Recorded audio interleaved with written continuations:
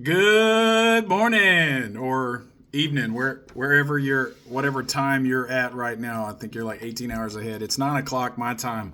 I'm in the middle of your video. I just saw where you got stuck in traffic, so you know where I'm at the point.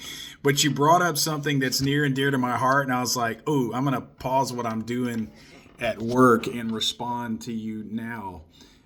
As a matter of fact, let me just note this right here on my system so that I can move into break.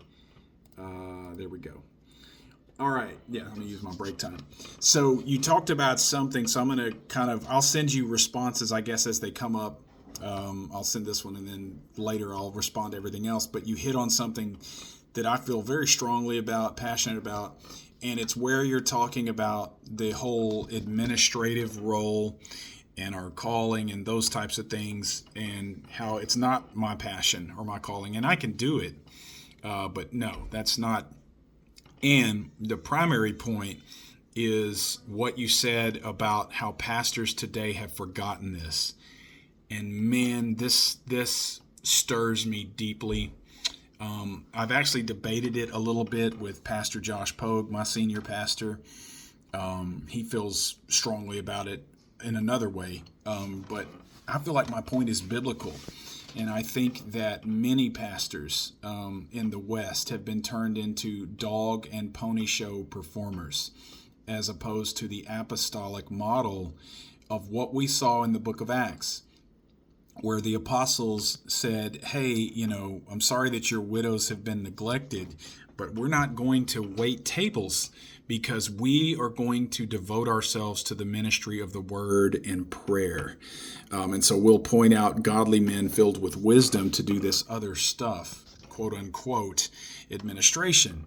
And man, my spirit is so full. I'm burdened, frustrated, a little angry, annoyed, all at the same time when I see what I think. Of course, I get discounted, or my voice is not heard because it's like, well, who is he? He's not a pastor. He's just armchair quarterbacking.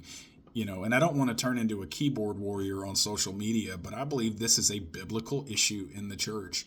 And what am I saying? I'm saying that pastors in the West in the 21st century, particularly young men that have come up in this culture of platform-based, personality-driven ministry with social media presence and all of the things that we have seen that make mockeries of what the apostolic biblical Book of Acts church model shows us. That's the model that they know. And so I think that many, many pastors, I even think this affects Clausen between you and me, are pulled into that dog and pony show. They're hosting meetings. They are, working on media. They're doing everything but the things that are primary to a shepherd, which is living amongst the sheep, smelling like the sheep, visiting the sheep, checking on the sheep, devoting themselves to the ministry of the word and prayer. The megachurch model causes problems here.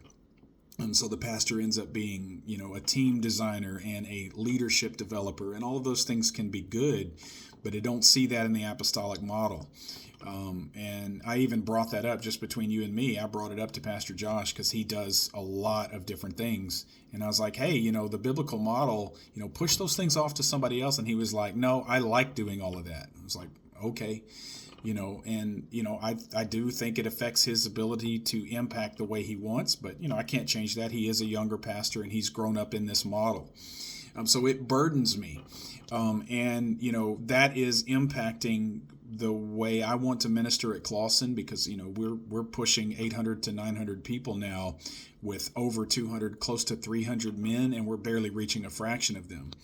And there's so much admin that goes into men's ministry, logistics and meals and communication and social stuff and, all of the other stuff outside of getting in the presence of God, preparing biblical sermons and teachings and the meat of the work that a pastor should be doing, which is where I want to live. I grew up in a small church.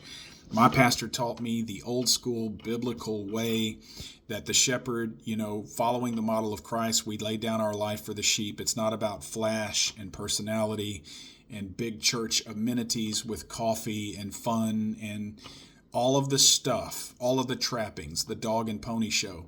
And I'm just so passionate about this. And man, it upsets people, obviously.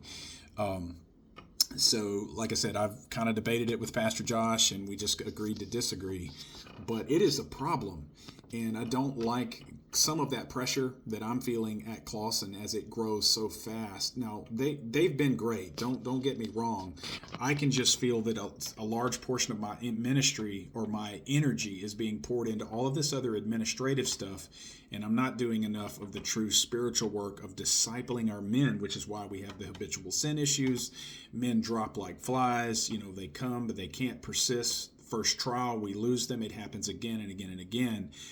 And again, my heart is broken because it's like, I would rather just be doing an individual Bible study with each of these men and watching that fruit, rather than all of this other stuff. Yeah, we may have 45 guys show up on a Tuesday night, but where's the fruit?